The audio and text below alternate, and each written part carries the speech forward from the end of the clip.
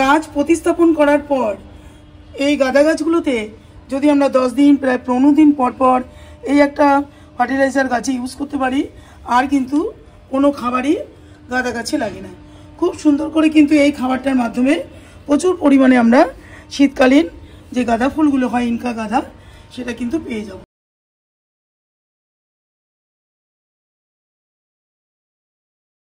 বেদিক ইন্ডিয়ানের সকলকে স্বাগত।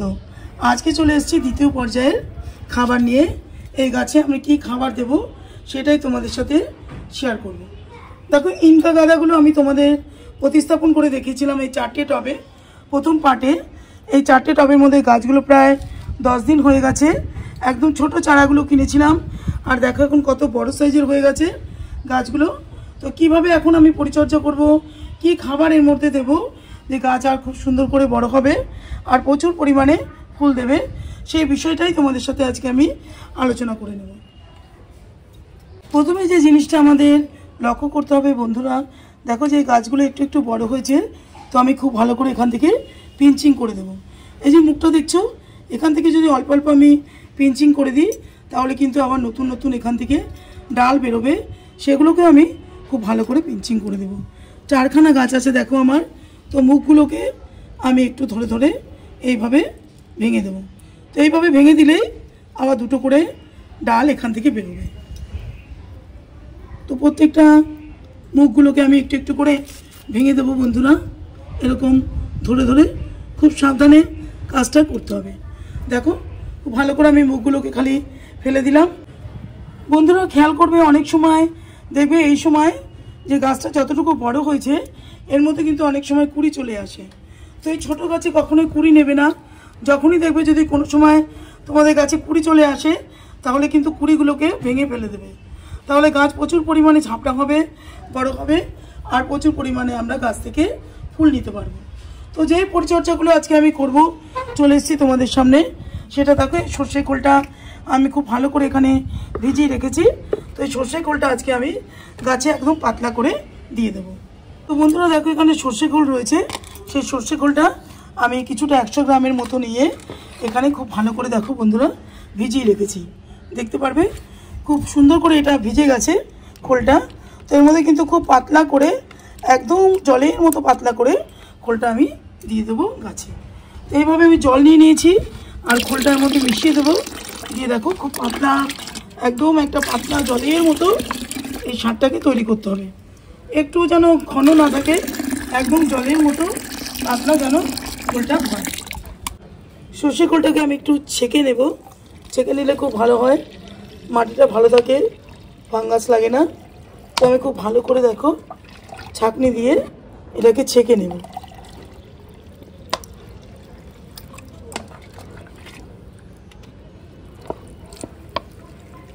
এগুলোকে ছেঁকে নিলে বন্ধুরা পুরো প্লেন ওয়াটারটা পেয়ে গেলে খুব ভালো হবে। গাছে অনেক সময় এই খোলাগুলোর জন্য ফাঙ্গাস লেগে যায়, তো এটা আমি গাছে মাটিতে দেব না। খুব সুন্দর করে এটা আমি পেয়ে গেলাম। জলটা দেখতে পাচ্ছ বন্ধুরা, একদম পাতলা একটা লিকুইড। গাছ প্রতিস্থাপন করার পর এই গাঁদা গাছগুলোতে যদি আমরা 10 দিন প্রায় 15 দিন পর পর এই একটা ফার্টিলাইজার গাছে ইউজ করতে পারি, আর কিন্তু কোনো খাবারই গাঁদা গাছে লাগে না। খুব সুন্দর করে কিন্তু এই খাবারটার মাধ্যমে প্রচুর পরিমাণে আমরা শীতকালীন যে গাঁদা ফুলগুলো হয় ইনকা গাঁদা, সেটা কিন্তু পেয়ে যাব। চলো কি করে ইউজ করতে হয় আমি এবার তোমাদের দেখিয়ে দিই।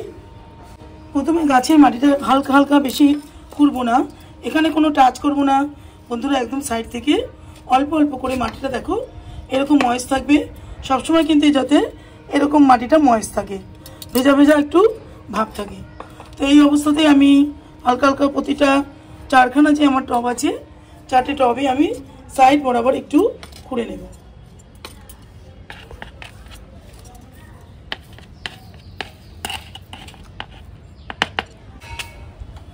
দেখো বন্ধুরা, আমি সাইডগুলো হালকা হালকা করে নিয়ে এখানে মাটিটাকে ভরিয়ে রাখলাম।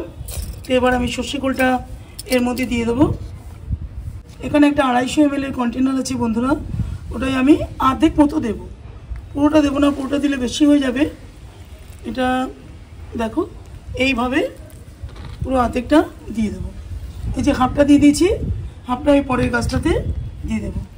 পরপর এখানে 4খানা গাছ আছে, এইভাবে আমি দিতে থাকবো সর্ষে খোলগুলো।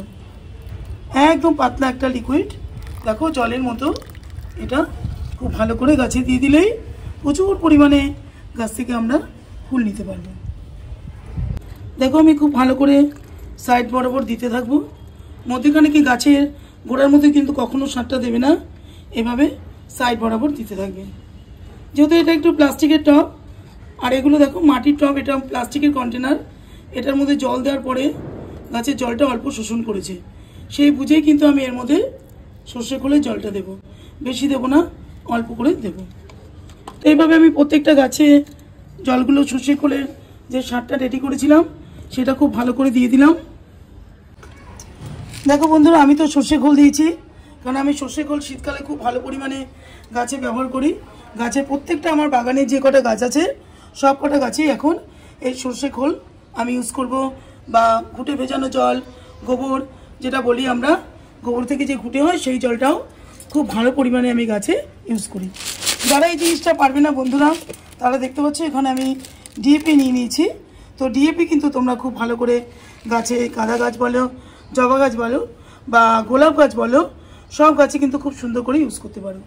যেরকম গাছ বুঝে দেখো, এখানে একটা 5 ইঞ্চি যে টবগুলো রয়েছে, এটা যেরকম 5 ইঞ্চি, এটা 4 ইঞ্চি, সেরকম টব বুঝে প্রায় 4-5 দানার মতো তোমরা যদি গাছে ডিপি ইউজ করো তাহলে খুব ভালো হবে, গাছ খুব ভালো করে বড় হবে, আর খুব ভালো করে কিন্তু গাছে ফুল দেবে। বন্ধুরা, আরেকটা বিষয় তোমাদের সাথে শেয়ার করি, সর্ষে খোল দেওয়ার কিছু নিয়ম আছে। যখন তোমরা টবের মাটিতে সর্ষে খোল দেবে, টবের মাটি যেন একদম শুকনো না থাকে, একটু ভেজা ভাব থাকে। খেয়াল করে দেখে নেবে, যদি ভেজা ভাব না থাকে তাহলে একটু প্লেন জল গাছে আগে দিয়ে নেবে। আধ ঘন্টা পরে কিন্তু তোমরা সর্ষে খোলটা দেবে। আবার সর্ষে খোলটা দেওয়ার পরে 1 ঘন্টা পেরিয়ে যাওয়ার পর মাটিটা একটুখানি টেনে যাবে, গাছটা শুকনো হয়ে যাবে, তখন আবার কিন্তু তোমরা দেখো আমি এখানে মগে জল নিয়ে নিয়েছি। এরকম মগে জল নিয়ে এই জল এর মধ্যে কিন্তু অবশ্যই দিয়ে দেবে। সর্ষে খোল দেওয়ার পরে প্লেন জল কিন্তু বন্ধুরা অবশ্যই অল্প অল্প জল দিয়ে দেবে। খুব ভালোভাবে এই কাজটা যদি তোমরা করতে পারো তাহলে যে খোলের যে জিনিসটা, যে গাছ বড় হয়, সুন্দর হয়, সতেজ হয়, গাছের মাটিতে ফাঙ্গাস লাগবে না, গাছ খুব ভালোভাবে বড় হবে। চলো তোমাদের সাথে আজকে আমি ইনকা গাদার দ্বিতীয় পর্যায়ের যে পরিষেবা, গাছকে কি করে করতে হয়, কি করে সার দিতে হয়, সেই জিনিসটা বন্ধুরা তোমাদের সাথে আমি শেয়ার করে দিলাম। যদি তোমাদের ভিডিওটা ভালো লাগে তাহলে লাইক, শেয়ার, কমেন্ট করো। চ্যানেলটাকে অবশ্যই সাবস্ক্রাইব করো, যাতে আমি সামনের দিনে আরও এগিয়ে যেতে পারি। যারা এতক্ষণ ধরে ধৈর্য ধরে ভিডিওটা দেখেছো বন্ধুরা, তাদেরকে অসংখ্য অসংখ্য ধন্যবাদ। তোমাদের সকলকে জানাই শুভ কামনা। তোমরা সুস্থ থেকো, ভালো থেকো। আজকের মতো ভিডিওটা রাখবো বন্ধুরা।